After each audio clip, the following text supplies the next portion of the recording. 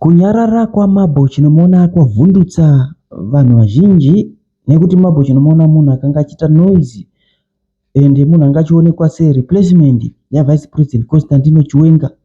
Kunyarara kwake kwakonzeresa zvinhu zvakasiyana siyana, asi nekuda kwekuti Mabel Chinomona ndiye ane the Senate inova iri final door riri kufanira kuzopinda neCape 3.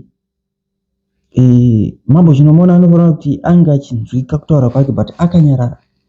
I think ari kufunga katatu kuti maybe ari kubatiswa magetsi, maybe chinogona kubackfire because kubvira panyaya yemaketeni iyeye Mabel Chinomona haana kuzombobvira ataura, but according to information yatinayo pano tine two mainformation atira kuti kuonese kuti maybe ndo zviri kukonzeresa kuti ange akanyarara.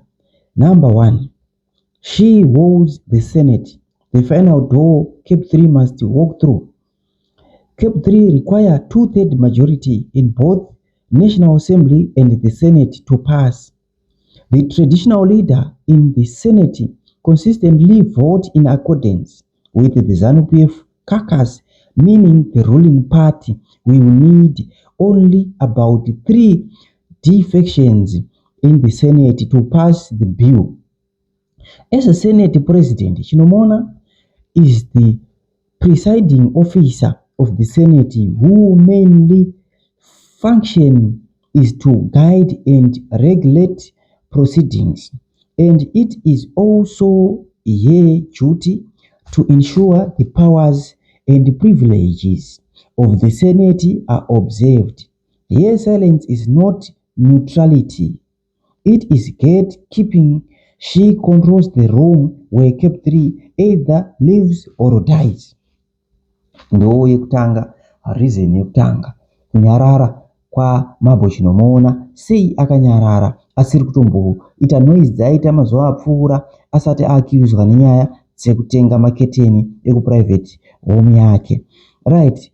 Two, iri kuti she is being groomed as a Chiwenga's replacement, making noise would brain the plan.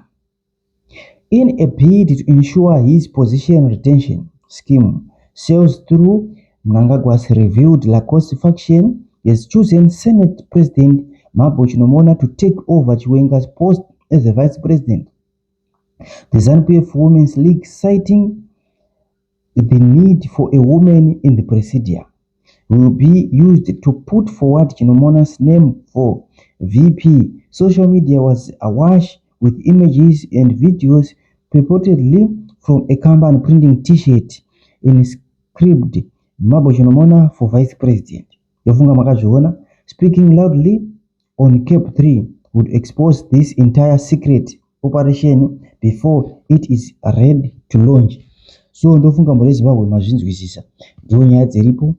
Zvisinei tichakusiyana makatira kubva kumacomrades edu pano pachivhitivhiti. Tine macomrades, tine vana vari diaspora vatinoisa pano each and every day kuti munge muchinzwa mavoices avo, nekuti ruzhinji renyika yeZimbabwe vazhinji havazive kuti kune vamwe vana vanenge vachitotaura vari against bill irori. Musafunga kuti muri mega. So nyange ndichitaura ndeyekuti musafungidzire kuti America ichaichi kununurai. Munozvinunura mega, munozviramba mega zvinhu izvi. Mukangoti chichi muchange makurima kumunda kwaED, muchange makunorima kuPrickle Farm, muchinzi nhasi iprovince yakati, nhasi iManicaland iri kunosakura kuprazira King Mutapa kuPrickle Farm. So ndo mamira zvakaita zvinhu, ndo time yekutozviramba iyoyo. From home like I am, we are both in foreign lands, and trust me, there is no Zimbabwean here, no matter how good a job they have, that doesn't experience that moment where they're like, you know what, I wish I could enjoy what I'm enjoying here. I was enjoying it back home. It's just nature, you know, from east to west, like home is best, right? Everybody wants to be home. So the very fact that we are both in foreign lands over for whatever reason, and this is how you would treat me as a mother, as a sister, as a really, it's still something quite shocking. And again, the very fact that these guys are so comfortable, because when the police came, the police spoke to both of us, and the police said to me that this guy, one of the guys who was there, who was with the ZANU-PF guys, works in the embassy. And I just thought to myself, like, it should not be like that, right? If you're working in the embassy, you are working for me as much as you are working for the next person, regardless of political or opposing views, whatever my opinions are.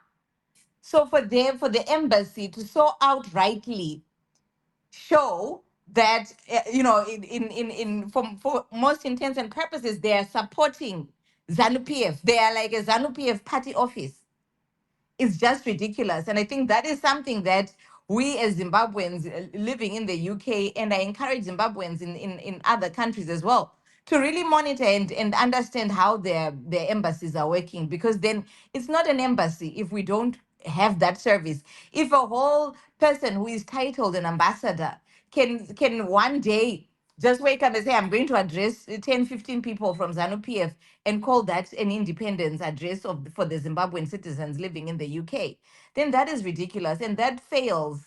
And that then leads me to what we are planning in terms of the 18th of May protest. So the last one, as you mentioned, Titus, on the 18th of May was happened on a Saturday, because that was just when the date fell, the Independence Day. It was very well attended. I must congratulate everybody that made an effort to attend. I can certainly say for that day, we had such a presence. We had even journalists that were going about their business. Really, everybody stopped, and with the road was blocked and all of that. So kudos to everybody that came and spoke up and spoke out. And so we want to do it again on the 18th of May. Now, this day, as we've already discussed, is significant in that it is the end of the 90-day period. And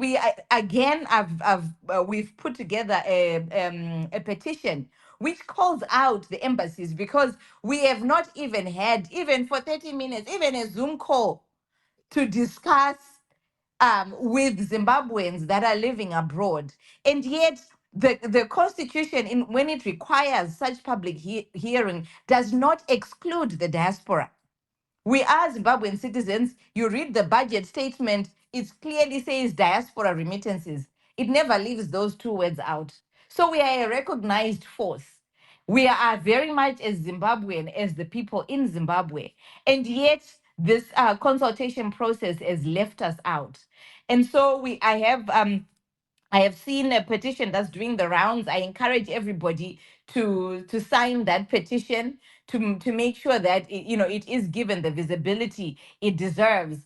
And I should hope that at the right time we will be able to carry that conversation forward in terms of how and when the Zimbabwean diaspora citizen should be engaged in national processes. And for that reason, it becomes all the more important that we do show up in our numbers, because we are saying that we exist in full force. We are keenly interested. There was a survey that was done by Transparency International a few years ago, and Zimbabwean diaspora actually came up top in terms of diaspora citizens that have a longing to return home. Zimbabweans are number one in that. Regardless of how long we've spent living where we are living in foreign lands, our desire remains that we want to go home.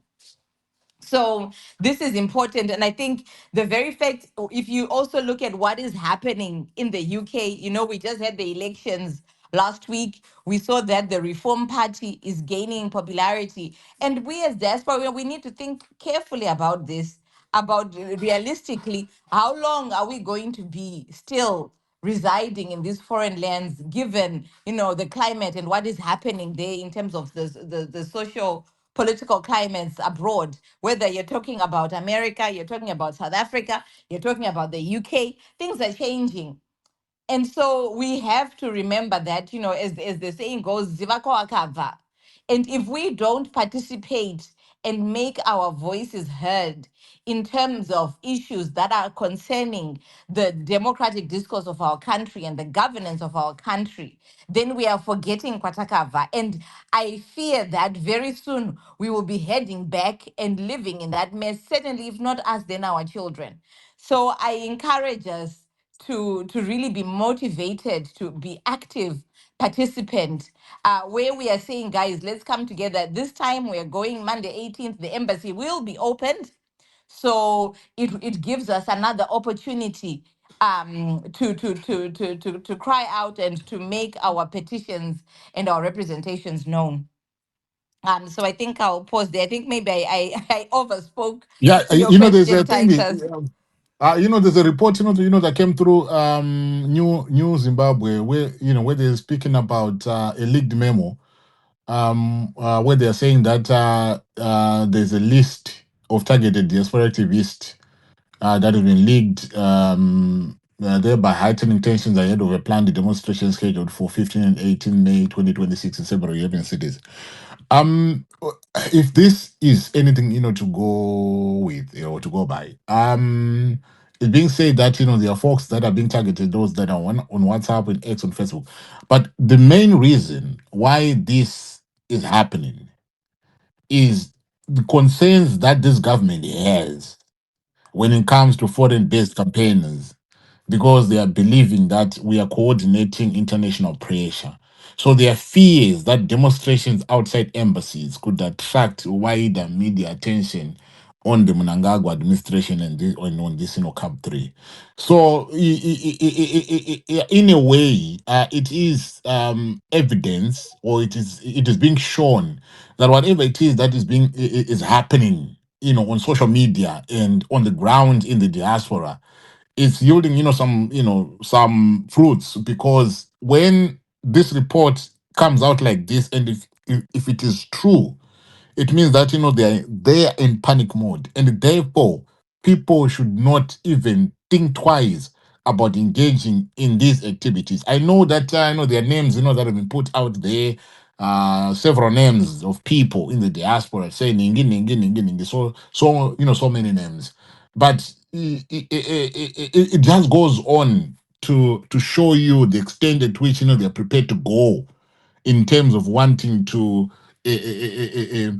stop people from participating in this Cup 3 thing. And it's quite sad that they want to do this home and away. But folks in the diaspora, you should give it to them and say, you know what, we don't care, we are here.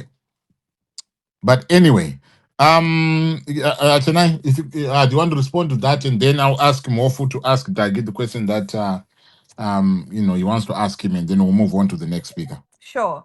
So yeah, I mean, absolutely. We are seeing. I mean, I don't know. I don't know how valid or truthful such lists are, because I can tell you that from when I've started being active as an activist in 2016, like these lists come up and they go and they come out and they go and such. So yeah. But what I will say is, next week, I had actually forgotten this other important point, is that in the same period between the 18th and the 20th, there is the Global Partnership Conference that is being hosted by the British Foreign Affairs Office, which is seeing a gathering of foreign ministers and heads of states. So already that says that is a significant time, and the world will be watching, London and Westminster, and with what is happening. So already that sets a good stage for us, and we know that any oppressor anyway that hates embarrassment. I don't know. So like, if you hate embarrassment that much, like just do the right thing, right? You'd think, but anyway.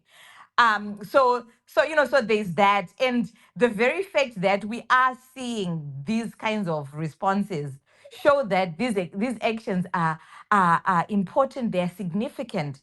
And so I want to encourage people, like, don't be discouraged, because sometimes you put out a petition or somebody puts out a petition, oh, what a petition. Those things are very important. They record in history what the Zimbabwean citizen was, where they were at in that moment, what their thoughts were, how they felt. So register onto a petition, put your name down. In terms of participating outside of the embassy and participating in the protest, the more of us that do that, the more